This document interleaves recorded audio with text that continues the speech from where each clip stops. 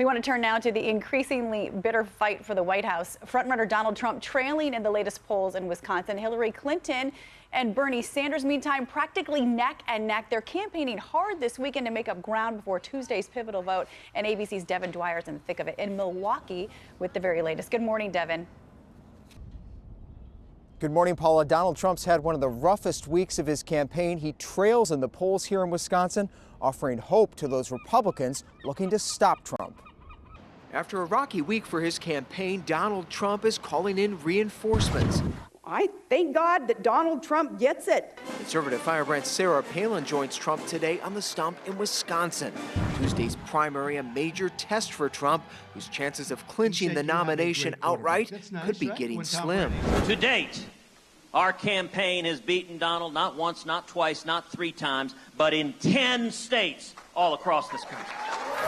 Ted Cruz leads Trump in Wisconsin by double digits in the latest poll. Even President Obama taking a swipe at Trump for saying Japan and South Korea should get nuclear weapons. The person who made the statements doesn't know much about foreign policy or nuclear policy or the Korean Peninsula or the world generally. Cruz is so confident he's taking a detour today to North Dakota, courting critical free agent delegates that could help him block the nomination from Trump. For the Democrats, April Fools was no laughing matter. Secretary Clinton owes us an apology. Bernie Sanders doubling down on the charge that Hillary Clinton accepts support from people in the oil and gas industry, an accusation that's getting under Clinton's skin. I am so sick of the Sanders campaign lying about me. I'm sick of it. The Clinton campaign refuses to apologize, calling Sanders' attack desperate and misleading. Both campaigns have accepted contributions from individuals who work in the oil and gas industry. Clinton more than Sanders. Sanders has won 6 of the last 7 contests against Clinton. They're neck and neck here in Wisconsin. Dan? Stakes couldn't be higher. Devin, thank you. For more on all of this, let's bring in ABC News political analyst Matthew Dowd, who's in Austin, Texas this morning. Matthew, good morning. Let's start with the Republicans. How important is Wisconsin for the Republican race? I think it's greatly important. If you take a look at it, if Ted Cruz wins, this race goes in a fundamental different direction.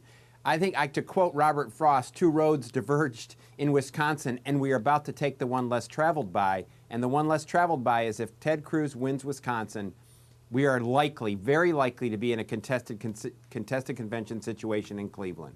Full Employment Act for political analysts like you. So how bad a week was this for Donald Trump? And could it hurt him beyond Wisconsin? Yes, I think this was his worst week of the campaign.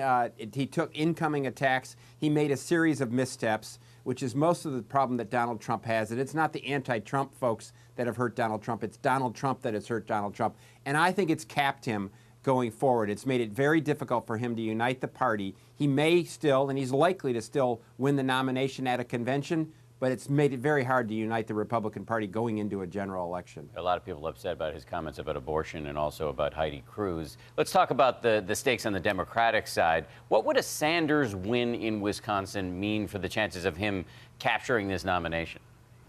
Well, Dan, Sanders has won 5 of the last 6 contests, so a Wisconsin win, which I think is likely at this point, is going to put him on a trajectory where it's a possibility he could win more pledged delegates than Hillary Clinton, which would be an amazing situation in this.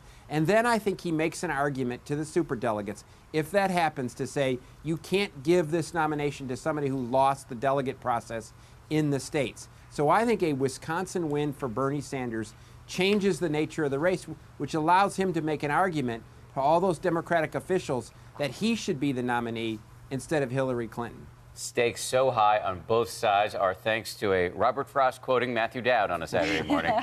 Thank you, Matt. Thanks.